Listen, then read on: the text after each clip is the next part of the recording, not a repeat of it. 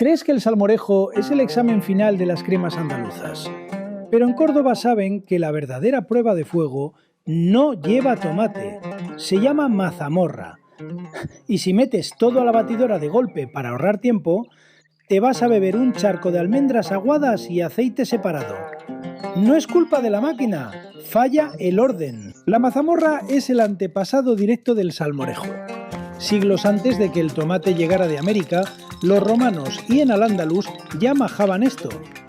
Y ahí está la trampa. El tomate te salva la vida, aporta agua y tiene pectina natural, liga casi solo. Pero aquí no hay tomate. Está solo frente al pan, la almendra cruda, el ajo y el aceite de oliva. Si fallas en la física de estos cuatro, la emulsión se rompe. Vamos a construirla. 200 gramos de almendra cruda pelada, media diente de ajo sin el germen y sal. Muchos restaurantes escaldan la almendra un minuto en agua hirviendo antes de empezar. No es por capricho. Ese golpe de calor en la olla inactiva las enzimas que dan tonos amargos y ablanda ligeramente la estructura para que la batidora la pulverice mejor. La secamos bien, no queremos agua todavía. Y entran 100 gramos de pan candeal asentado, miga dura, sin corteza.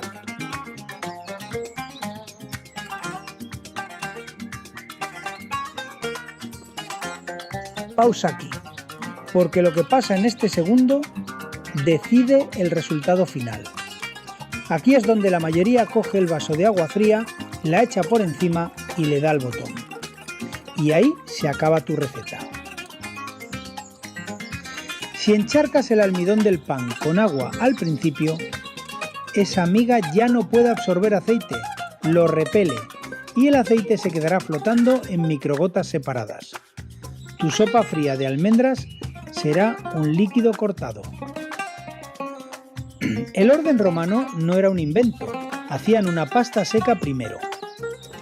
Tritura solo la almendra, el ajo y el pan, con un mínimo hilo de agua si la máquina se atasca. Fricción pura. Tienes que ver una masa densa, casi como arena mojada, que empieza a soltar su propia grasa. Ahí es cuando el guiso empieza a tener base. Con esa matriz de almidón y almendra lista, entra el aceite de oliva virgen extra, 150 mililitros. Picual o arbequina, pero en hilo fino. Poco a poco. Ahora sí, como el pan no está lleno de agua, se traga la grasa. La turbina de la máquina rompe el aceite en gotas microscópicas y el almidón las atrapa para siempre. Esto es una emulsión indestructible. Mira la textura, no es sopa, es cemento fresco, blanco, inmaculado, brillante. Si paras aquí y le metes el dedo,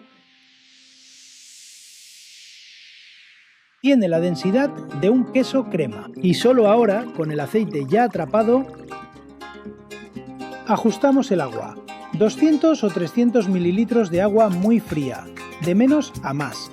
La textura exacta la decides tú, pero la tradicional cordobesa es espesa. Aguanta el peso de la guarnición sin hundirse. Un toque de vinagre de Jerez al final, solo para levantar el sabor, no para encurtirlo. Y a la nevera. La física necesita frío para estabilizar la grasa.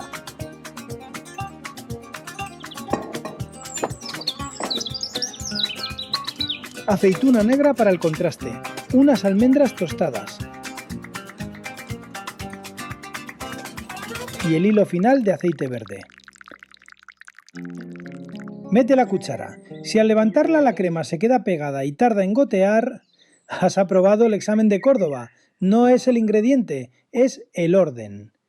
La cocina no se improvisa y cuando la entiendes, tampoco necesitas.